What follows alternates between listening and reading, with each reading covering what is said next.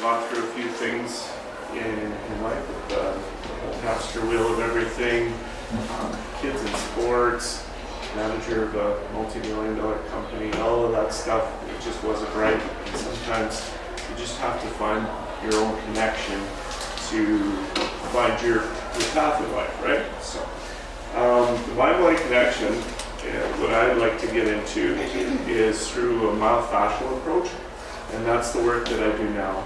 And it's an approach that John F. Barnes in the US kind of adapted, and he's been doing it for over 50 years. He's an 85-year-old fellow that's still teaching this stuff, and a really incredible person. He found it through listening to his inner intuition, right? And what fascia is, I'll move into, is the spider web that is throughout your entire body, head to toe, one entire system, okay? And it's made up of fiber proteins and kind of a gelatinous, let's say, substance that's in between each of those fibers in that spider web.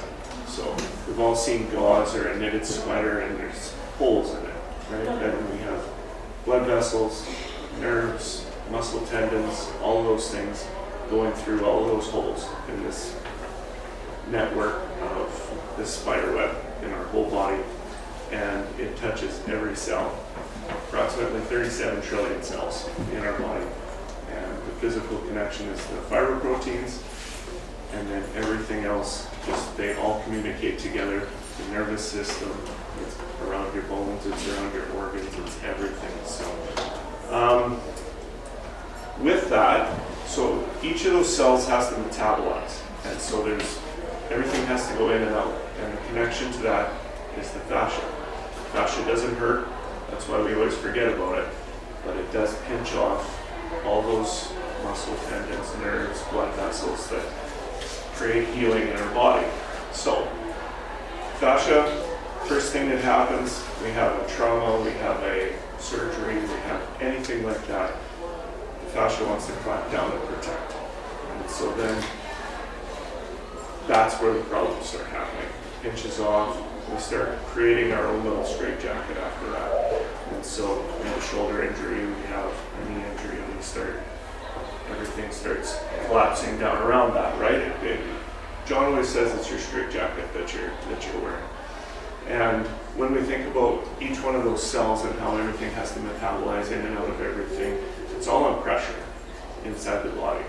So what we do as myofascial release therapists, we change that pressure, and it's a gentle modality where there's pressure put into the system, and we just kind of separate, never force. That's one of John's things that he says is, we never force, so the worst thing that can happen is nothing. Well, how many people want to pay for nothing? There it is, right? So once the system starts feeling safe to start letting go of some of that straitjacket is what we're looking for as therapists anyway. So that's kind of the thing with fascia. Now inside fascia, that's where a lot of our water's stored, and it's actually the fourth phase of water. They've been catching up to John. He's been doing this for 50 years. Scientists said, "Where's your proof?" He said, "I need proof, I have results." And now they've actually started coming up with some proof of different things. And there's a gentleman called Jean-Claude Guimbarteau, he's French, I'm tough with those names. And he's been sending cameras inside the body and studying the fascia. And it's really cool stuff on what he's been finding and what John's been saying, just knew what was going on. So this fourth phase of water is actually the molecular structure, so it's called structural water. And some of you may have heard of H3O2, and that's kind of what's in our fascial system. And it's kind of a crystalline, they call it. It's almost between liquid and solid. It's tough to describe, but yeah, in between the liquid and solid state, so crystalline. You've all heard of that we're light beings, and that crystalline, carries the light, right? Inside the gelatinous part is also, so that H3O2, hyaluronic acid, other macronutrients and stuff like that too.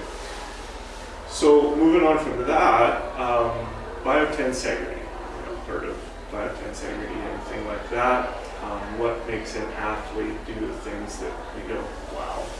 Or the first time you go out on the ice and you're trying to figure out how to skate, not like watching TV and someone skating down the ice, creates a slap shot, 100 mile an hour off the wall, doesn't fall down, right?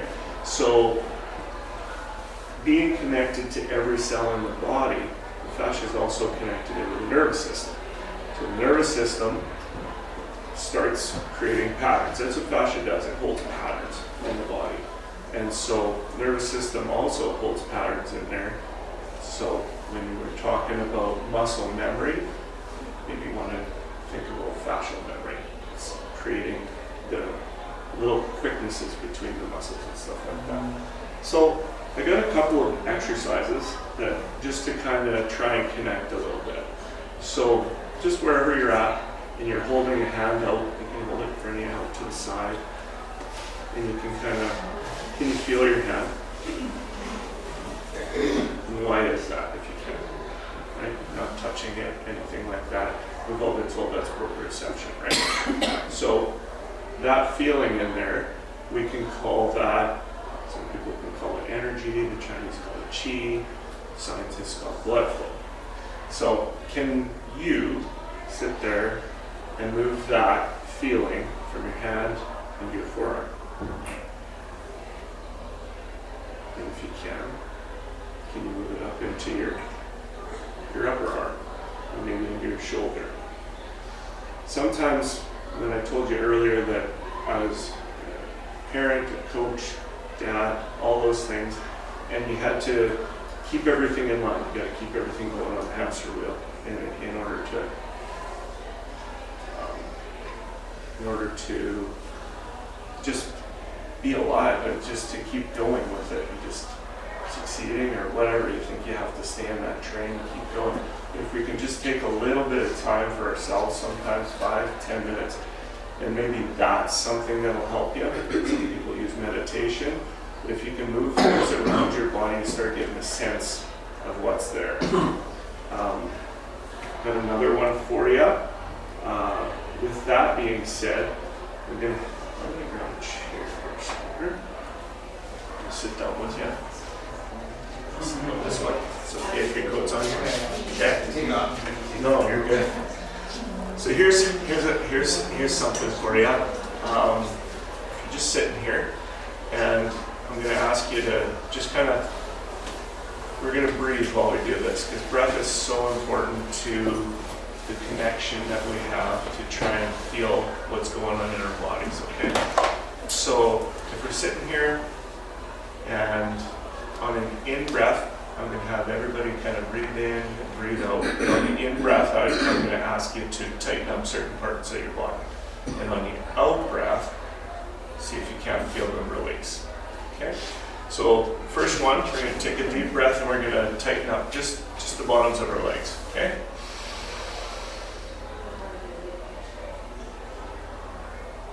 And then on the out-breath, relax it. If you can feel things kind of let go. Sometimes just our attention to a certain body part or body area is all that's needed. So now we're going to breathe in again, and it's your entire, all of your legs, okay? Tighten them right up, tight as they'll go. And then on the out breath, just let it relax.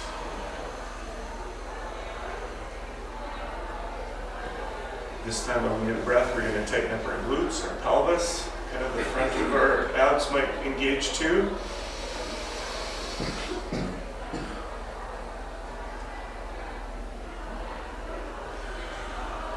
And let all that go.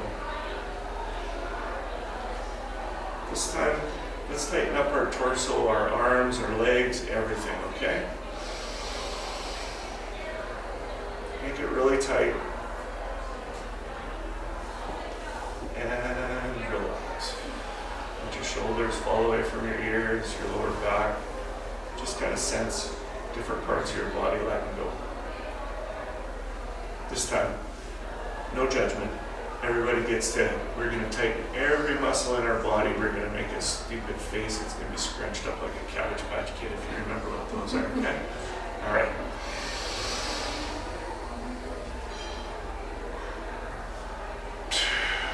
Let go and just let your eyelids fall, your ears. Never felt your ears before, right? Your neck, your shoulders drop, and your body. And just, you may have a little vibration sense there because we're tightened up so tight. And that's what can happen in the body. So if we can kind of feel those things when a lot of times we're walking around so tight in this world, right? So what's next? Protecting. And that's kind of sometimes what happens is that's what creates our straitjacket as we start tightening up into, right down into a little ball sometimes is what it feels like. Okay, I do have just like a 2-minute little thing. I tried to explain the fascia really well, but this guy's got a way cooler voice than I do, so. This is one of the body's approximately 37 trillion cells. Every living cell has a metabolism that requires a flow into the cell, a flow within the cell, and a flow out of the cell. In the living body, cells must be organized, be in contact, and be able to communicate. Cells have a common interest in cooperating and sustaining the entire organism with minimal energy expenditure. This requires a flow of signals. The cells utilize the flow present in the structure outside the cells, the extracellular matrix, also known as fascia. Fascia is the fabric of life, the structure of flow between all cells that maintain interconnection, communication, and interaction among all the body's different parts. Fascia surrounds every cell in the body and consists of a solid part, a structure of fiber proteins, and a liquid part, a flow of water, hyaluronic acid, and other macromolecules. The fiber proteins structurally anchor all cells. The entire network is connected to all cell membranes and communicates with all cell nuclei via the cytoskeleton. The living body can be described as a collection of cells with various tasks, specialized to perform different types of work. Fascia encapsulates everything in the body, from every single cell to every muscle, organ, to large change of movement, all the way out to the skin. Fascia is a living, vibrating, multidimensional, pressure-distributing network. There are no voids, no layers, but only a continuous dynamic network of soft matter and cells, from head to toe. The living body is one unit, a whole.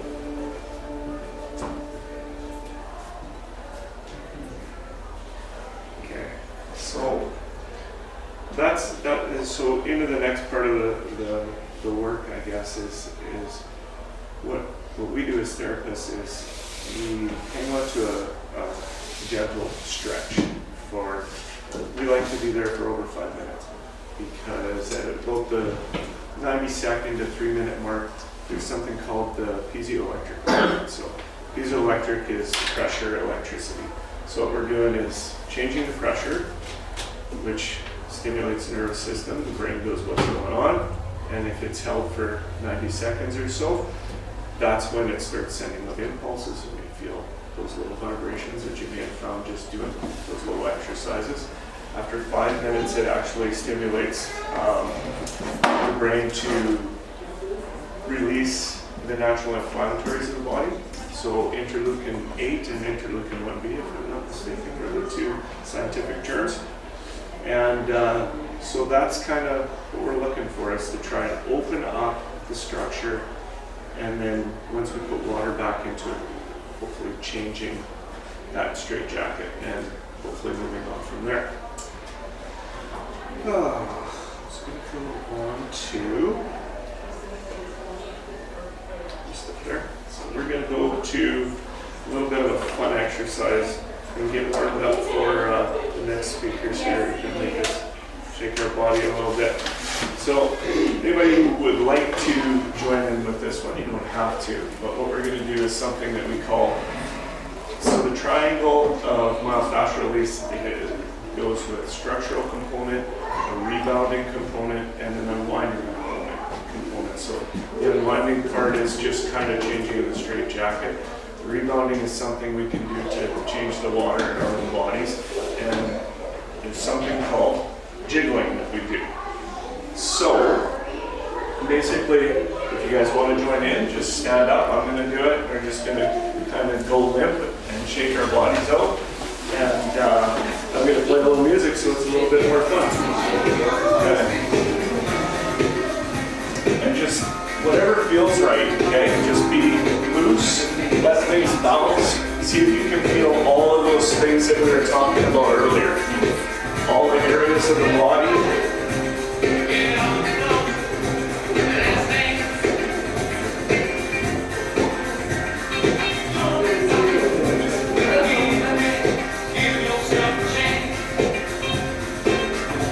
Especially those places that are holding, right? Get the movement.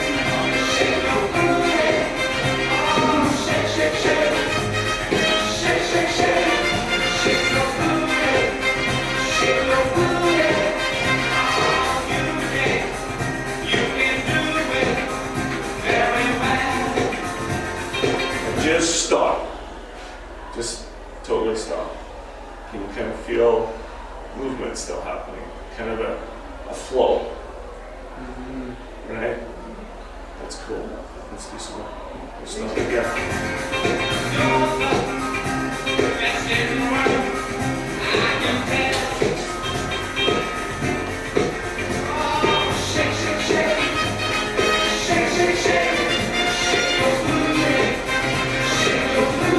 And stop again.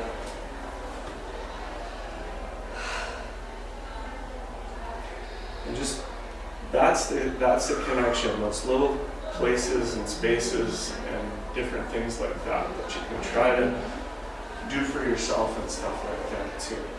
Now, the other part of the work, and we can all try this too, the fascia is the glide system. So when your skin moves, it's because of the fascia. Okay? And when we get to those places that are stuck and they don't want to move, so if you grip your forearm as tight as you can, and then you try sliding towards your wrist, probably gonna slide. Now, if you kind of just sit your hand on your forearm, and just pretend your forearm's like mud.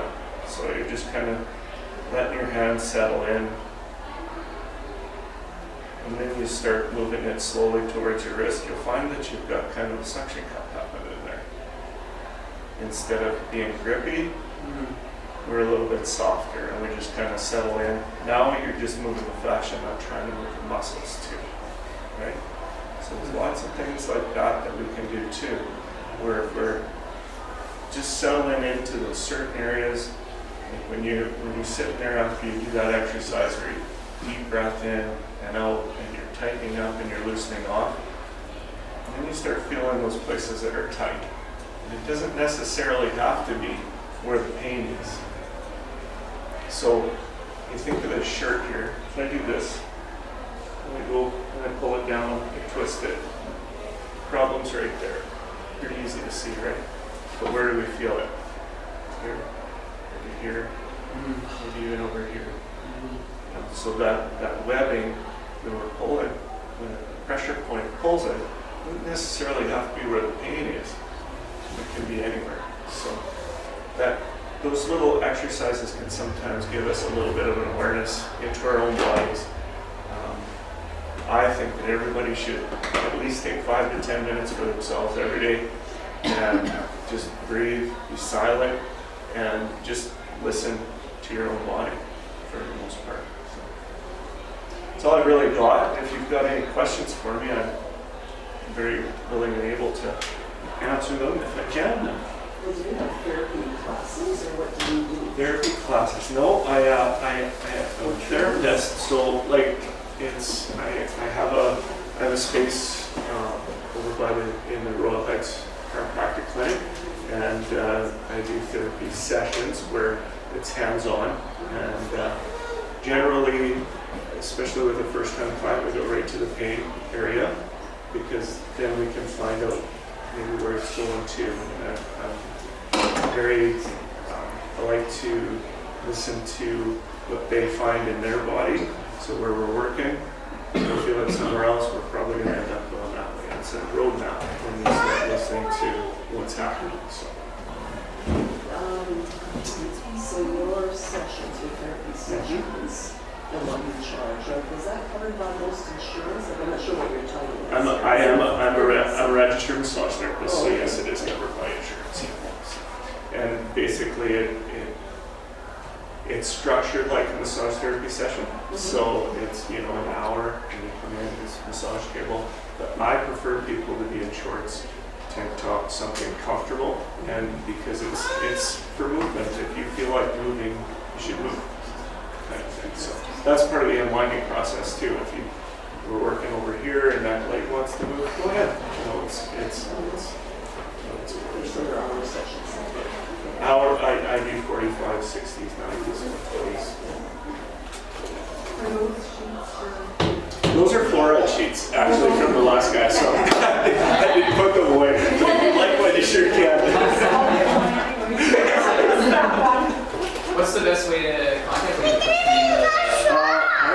I'm called Naturally Chill Therapy and Wellness, and so I've got a couple of cards here if anybody would like one.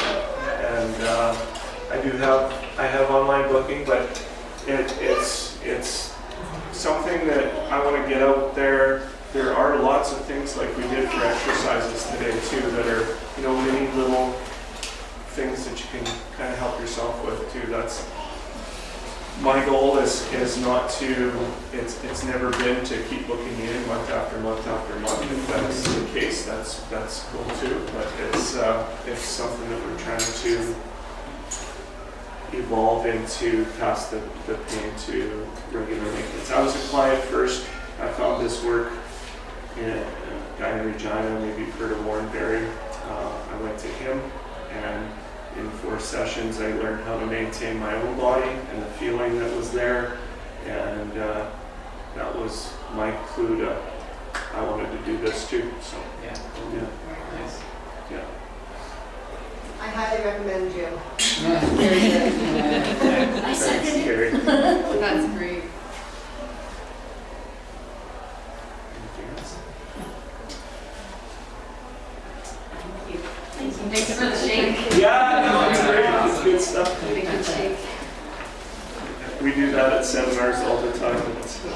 After the first couple of times, you start really letting go. Yeah. I've been into ecstatic dance for a long time. Oh, yeah. Kind of the same way we're healing. It is. Yeah. It becomes a lot